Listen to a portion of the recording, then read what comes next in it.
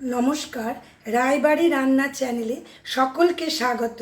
আজকের recipe crispy কারি পাতা fry. আজকে আমি কোনো রান্নার ভিডিও বানাচ্ছি না, শুধু রান্নার জোগাড়। দেখুন, কারি পাতা তো আমরা নানান রান্নাতেই খেয়ে থাকি। কারি পাতা নিয়ে দু একটা কথা প্রথমেই বলি। কারি পাতা কিন্তু আমাদের শরীরের জন্য খুবই উপকারী। কারি পাতা খেলে আমাদের চুলের স্বাস্থ্য বলুন, হজম শক্তি বলুন, নানান রকমের রোগের হাত থেকে আমাদের রক্ষা করে। সেজন্যই আমরা কারি পাতাটা প্রায় প্রতিদিনই খাবারের মধ্যে রাখবো। কিভাবে রাখবো সেটাই একটু আজকে আমি দেখাতে চাই। সব সময় দেখুন, বাজার থেকে কারি পাতা কিনে আনবো তারপরে রান্না করব, এটা আমাদের হয় না। সেজন্যই আজকে আমি এটাকে ফ্রাই করে দেখাবো।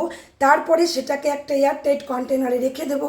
যে কোনো সবজি বানাবো একদম শেষে এই কারি পাতা ফ্রাইটা দেব।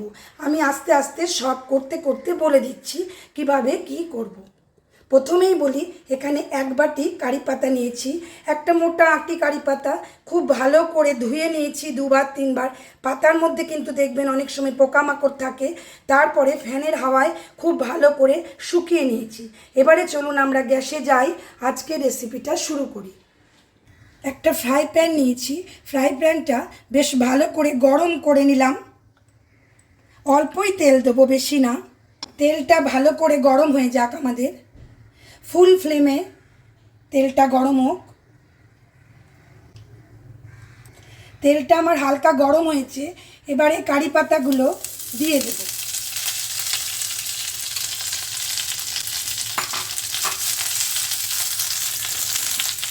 ছুটির দিনে একদিন যদি বানিয়ে রাখেন অনেক দিন ধরে খেতে পারবেন। শুধু একটু ফ্রিজে রাখতে হবে আমাদের। ফ্লেম কমাবার দরকার নাই। ফ্লেম আমাদের কিন্তু একদম হাই থাকবে প্রথমটায়।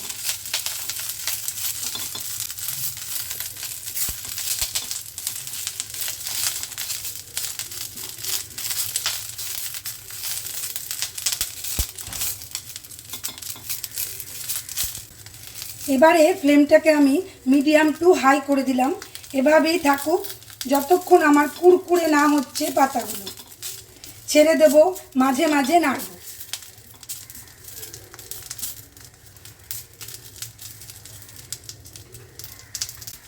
আজকের যে রেসিপিটা বানাচ্ছি, কারি পাতাটা যে আমরা ফ্রাই করছি, এটা কি কি রান্নায় দিতে পারবেন একবার বলে দিই। অড়হরের ডাল করবেন, ছোলার ডাল করবেন। যখন ডালটা ফোড়ন দেবেন তখন কিন্তু দিয়ে দেবেন এই পাতাটা। ফোড়নের ভেতরে দেবার দরকার নেই, শেষের দিকে দেবেন। কেমন আলু ভাজা করলেন তখন ওপর থেকে একটু হাতে করে গুঁড়ো করে দিয়ে দিলেন। আলুর দম বানালেন, যেমন আমরা কসুরি মেথি ব্যবহার করি ঠিক সেইভাবে প্রত্যেক দিন কিন্তু খেতে চেষ্টা করবেন কারি পাতা। রসম বলুন, সাম্বার বলুন, প্রত্যেকটা কিছুর ভেতরে, রান্নার ভেতরেই কিন্তু আমাদের দেওয়া যায়। মিক্স ভেজ বানাবেন তাতেও কিন্তু চলবে। আরেকটু আমাকে নাড়তে হবে, আরেকটু ক্রিপসি হবে। একদিন অবশ্যই ট্রাই করুন। যদি রেসিপিটা ভালো লাগে please like, share, comment and subscribe my channel. Subscribe করে পাশে থাকা বেল আইকন অবশ্যই প্রেস করবেন নতুন নতুন রান্নার নোটিফিকেশানের জন্য। এখানে কিন্তু ফ্লেম আমি একদম লো রেখেছি। যা কিছু নতুন পাই সব কিছুই আপনাদের জন্য আনার চেষ্টা করি। একটু সাথে থাকুন, কমেন্ট করুন, ভালো লাগবে। কারি পাতা গুঁড়ো দেখবেন আমাদের বাজারে কিনতে পাওয়া যায়। কিনে আনবো জিনিসটা, তার মধ্যে কি থাকবে আমরা জানি না। কিন্তু যখন বাড়িতে এভাবে বানিয়ে নেব তখন একদম টাটকা হলো, ফ্রেশ এভাবে থাকবে। কত সুন্দর লাগবে, একদিন করলে বুঝতে পারবেন। দেখুন কুরকুরে হচ্ছে আমাদের আস্তে আস্তে। ইচ্ছে করলে আমরা যে গরম ভাত খাই তার মধ্যেও একটুখানি গুঁড়ো করে দিয়ে নুন, লঙ্কা, সর্ষের তেল দিয়েও কিন্তু খুব ভালো লাগবে। দেখুন আস্তে আস্তে লুকটা আমাদের চেঞ্জ হয়ে যাচ্ছে। গ্যাসটা বন্ধ করে দিলাম। আমাদের ক্রিপসি কারি পাতা ফ্রাই রেডি হয়ে গেল। একদম ঠান্ডা করে একটা এয়ারটাইট কন্টেনারে ভরে ফ্রিজে রেখে দেবেন।